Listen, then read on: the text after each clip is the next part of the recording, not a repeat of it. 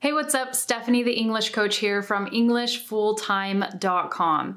In this video, I'm going to give you 5 bad speech habits that I recommend avoiding, and I also have a bonus tip for you. So here's the deal. As you guys are learning English, you are imitating native speakers, you want to sound fluent in English, and so you listen very closely, and you imitate what you hear.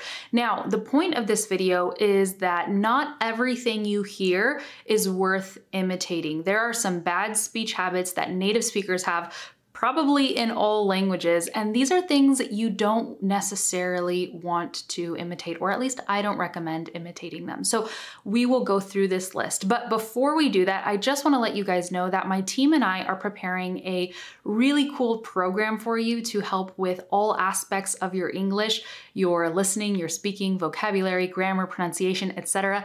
It is going to be super affordable, and actually by the time this video goes live, we may have already opened this program. I'm not sure, so check in the description. I will give you guys all the information there. I am super excited about it, and I know you guys are going to love it. Okay, so without further ado, let's talk about these 5 speech habits, bad speech habits, plus the bonus that I recommend you avoid.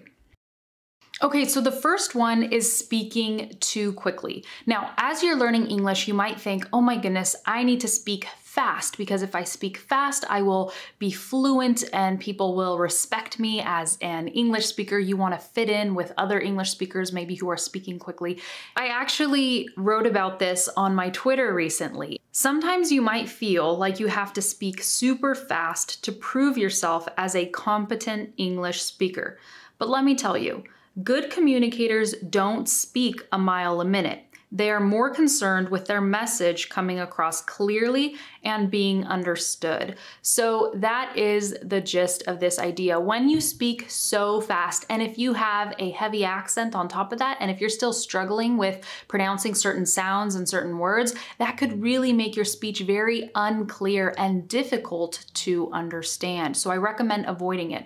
And I also want to tell you a quick story about a student that I spoke with a couple years ago. I did a coaching call with him, and he was fluent in English. He spoke very well. He was studying in the USA, but he spoke so fast, like his words would just run together in a sentence. And I was there thinking, like, why are we talking so fast? What's the hurry? And I asked him about it. I'm like, you're speaking really, really fast. Like, why do you speak like this? And basically, he told me that his friends in college all spoke like that. He had friends and they would play basketball together, and his friends would speak very fast. And this is actually something that a lot of native speakers do, especially younger people tend to do this. They speak very, very quickly. However, when you speak like that, it's not always easy for other people to understand. So he just wanted to fit in. He wanted to be like his friends and like the people he was hanging out with. But it actually worked against him, because one, the conversation that I had with him felt very rushed, and we were talking about important topics. We were talking about his English, his goals, his career, etc. And that's not a conversation you want to rush. And beyond that, it was difficult for me to understand him. So there are times to speak quickly, or phrases that maybe you want to say quickly, but overall you don't want your speech to be super rushed, because your goal should be communicating clearly and being understood. Remember, that is what good speakers focus on. Okay, the next bad speech habit that you want to avoid is the overuse of fillers. Fillers are words like, you know, like, etc. So using these words once in a while can be okay, because they help you connect your sentences and ideas in a natural, native-like way. However, the overuse of fillers is very distracting to your listener, and it can get very annoying. If someone is using you know, it's like, all the time in their speech, you're gonna be like, oh my goodness, get to the point. What are you trying to say? Just say it. Okay, so like I said, these are bad habits that native speakers have, and you might want to imitate them thinking, hey, if I do this, then I will sound more like a native speaker. Okay, but this is, like I said, these are bad habits. So sometimes I overuse the phrase, you know, and I probably picked this up from my mom because she does this as well. And sometimes Ren has to call me on it and he says, hey, Stephanie, can you please just stop using you know so much? And I tend to do this when I am explaining an idea that I have not fully thought about in my mind and I don't know exactly what I think. So when I'm communicating the idea, I'm like, you know, it's like, you know, and I'm not thinking first and then speaking. I'm trying to think and speak at the same time. And that's why it comes out like that. So it's often a better idea to think first, know what you think and feel, and then communicate. And I do have a story for this one as well. One time I interviewed a Brazilian woman. She was from Brazil, but she spoke other languages like Spanish and English, and she spoke them so well. She sounded like a native speaker in every single language. And the cool thing was she learned these languages as an adult, and it's very rare to meet people like this. So of course, being the English coach, I was like, hey, can I interview you? That would be so awesome. And she said yes. So we did the interview and I wanted to share it with my students. Unfortunately, she used you know so much in the interview that it was incredibly distracting. And even when we edited the video to try and take it out, all that did was make the video super choppy. So I never actually got a chance to share it with my students. It was way too distracting and I felt like I couldn't really use the interview. Now, in her defense, maybe she was a little nervous about being interviewed, and sometimes we tend to use fillers more when we are nervous, but it's just something to be aware of. Try not to use it when you're nervous, try not to use it when you're not nervous. Use it the appropriate amount of time. Don't annoy people with it. Okay, the next bad habit that I recommend avoiding is using offensive language and cursing, or rather the overuse of cursing and using offensive language, especially if you do not talk like this in your native language. So depending on what kind of content you consume, maybe in your native language, you don't really curse, you don't really use offensive language, but maybe you're following all these vloggers that do, or maybe you have friends at school that do talk like this. And so you feel, oh, well, the people I'm around talk like this, and you feel like you want to fit in. So you start talking like that, and it just doesn't feel like you, okay? Plus, by using this language, it can get you into trouble. If you are a professional and you're using this language in an interview or something like that, you know, maybe you're not going to get hired. So you have to know what type of language is appropriate for what situation, and you have to be really, really, really careful with offensive language, because one of the last things you learn as a language learner is the connotation of words, how it makes other people feel, the feelings behind words. Okay, so not just the word and the definition, but the attitudes associated with the word that other people might have. So for you to say something that might be really offensive, like the N word, which I'm not gonna say, you might think nothing of it, right? But for other people, that could really be offensive, and you just wanna be careful how you portray yourself. And again, if you're not like this in your native language and you find that you're surrounded with native speakers who do talk like that, don't feel pressured to be someone you are not. I guess I have a story for this one as well. I just remembered this. When I was in 8th grade, I went to a school where the culture and the community, people around me, they were very different from me and the way that I was raised. For example, I was raised in a household where we never cursed and we avoided using all types of offensive language. However, at this school, apparently the other kids were raised in the opposite environment where it was totally okay to use offensive language and to curse. And so I started feeling pressured, like everyone is doing this around me, so I should do it too so that I fit in. However, it did not feel right. And I remember that feeling, that icky feeling of, this isn't who I am. Why am I trying to be somebody that I'm not? And so finally, by 9th grade, I realized, you know what? That's not who I am. That's not how I was raised. I don't believe in talking like that. And so I'm not going to do it, okay? Now, that's not to say that I never curse or anything like that. I do, but I believe that that language is meant to be used sparingly. If you overuse it, it kind of loses its meaning and its emphasis. So just something to consider. Okay, the next bad habit that I recommend avoiding is mumbling. So you might hear native speakers, and maybe it's your neighbor, someone you go to school with, someone you work with, and they just mumble and you think, okay, that's how I should talk because I'll sound more like a native if I do that. But mumbling is a problem because when you mumble, we can't understand what you're saying a lot of the times. I remember, I guess I have a story for all of these. Oh my goodness, this is so funny. I didn't plan the stories, but they are just coming out. So anyways, I have a brother-in-law who tends to mumble a lot when he speaks. Now, I've practically grown up with him in our family because my sister got married when I was very young. She was a lot older, and I'm used to the way he speaks, so it's not a problem for me. However, when I met and married Renzo, and Renzo met him, Renzo would look at me and be like, what is he saying? Oh my goodness. It was always such a mystery what my brother-in-law was saying because he would mumble.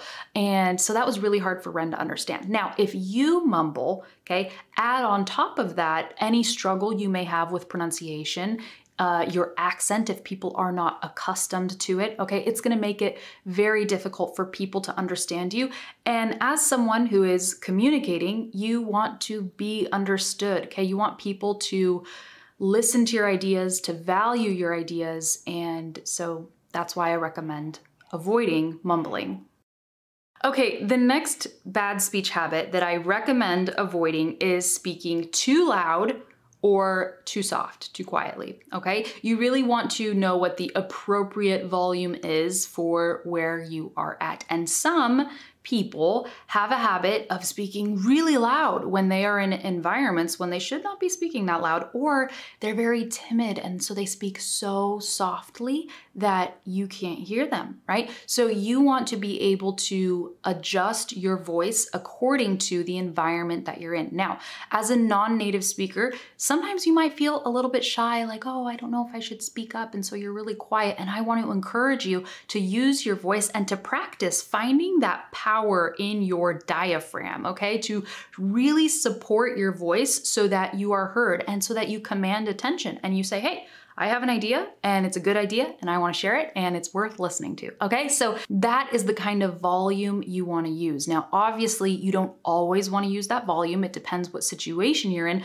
but you just want to be aware of it. And I have a little bonus tip related to this, and then I have my big bonus tip, okay? So my bonus tip about volume is not reducing the volume at the end of your sentences. This is a very, very bad habit that people have, and a lot of people do this when they lack confidence, okay? So the recommendation is maintain the volume of your sentence throughout your entire sentence from start to finish. Start your sentence strong and end your sentence strong. Of course, you can vary the pitch and the tone and the volume a little bit throughout your sentence so that you don't speak in a monotone, boring way, but overall, do not start your sentence up here and end it down here, okay? Because again, a lot of people do this when they lack confidence, both native speakers and non-native speakers, and they might say something like, oh, well, I was thinking that maybe, you know, we should just whatever. And then the sentence just trails off.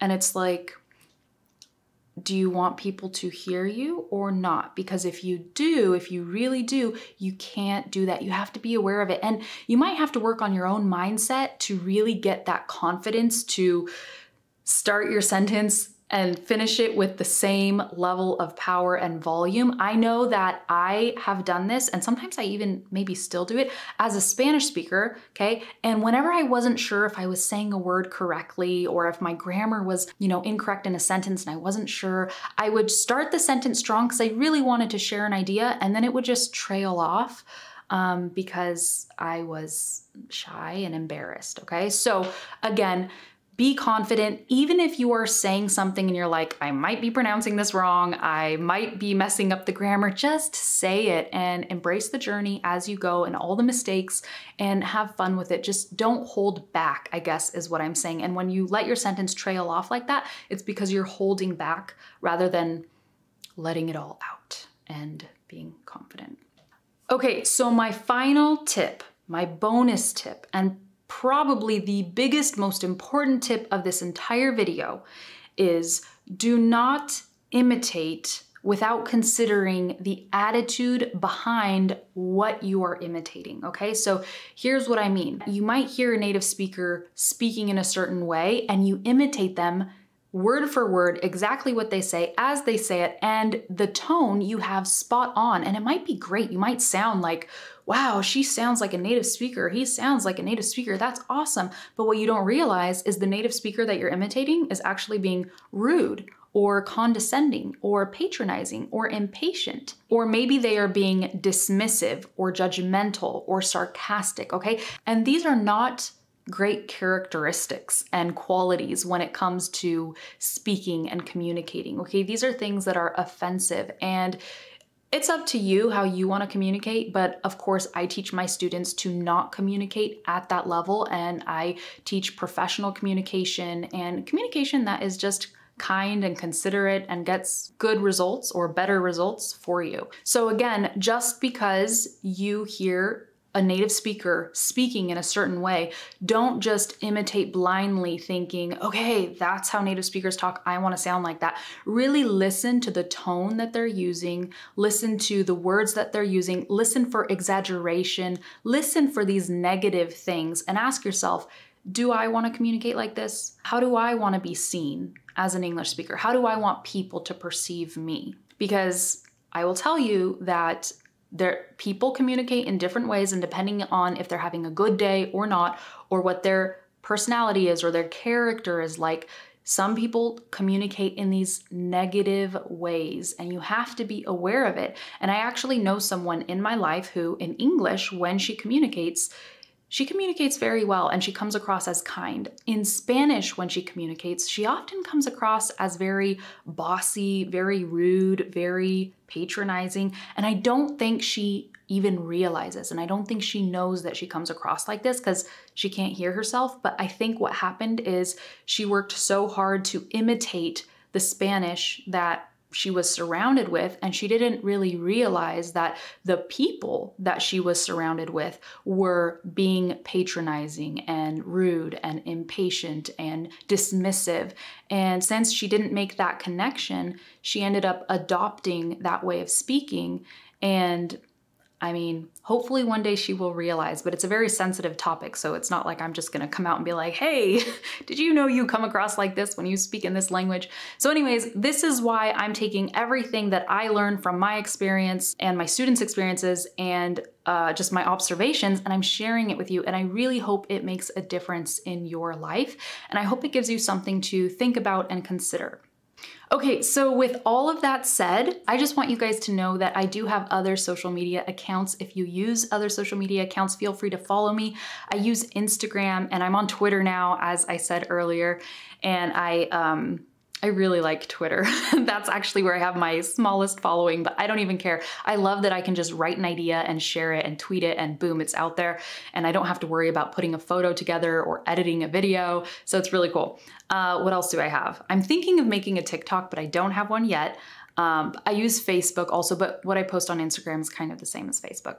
And of course, I have my email list of subscribers. So I highly recommend getting on my email list if you want to be the first to know about special offers we have coming up or anything like that, my programs that I'm running. And it's also like a more personal connection with me, because I feel like I can say things and share things in email that maybe I don't really share on social media in other ways. So there's that, and you can sign up at EnglishFullTime.com. And if you are not subscribed to my channel, I just invite you to subscribe here, join the family, show your support, like the video if you enjoyed it, hit the like button. And again, just a quick reminder, we are about to launch a new program, and I am very excited about this program, again, because it's gonna be super affordable, and it is going to help you in so many ways with all aspects of your English. So go to the description to get more information about this program, and I will see you in my next YouTube video. That's it. I will see you soon. Bye. And what was the other thing? Hang on. I always have these thoughts in my head, and then getting them into the video, it's like I forget as I go. There was another reason why speaking fast was not a good thing. Oh, I wrote about this on my Twitter. What did I say? And I tend to, how do I say this? And I know, hang on. And, okay. So anyways, I have a brother-in-law who tends to mumble when he speaks. Okay, there was a car. Hopefully you didn't hear that. Okay. Okay, the next bad speech habit that I avoid recommending, wait. I can't believe I just said that. I'm tired. It has been a long day. Oh my goodness. Okay. But what you don't realize is the native speaker that you're imitating is actually being rude or condescending or patronizing or impatient. Or I have some others on the list. What is it? Maybe they are being dismissive. Hang on, dismissive. Okay, maybe they are being dismissive or judgmental. I can't remember these. Or maybe they are being dismissive or judgmental or, okay, sarcastic. That's the one. How do I want people to perceive me?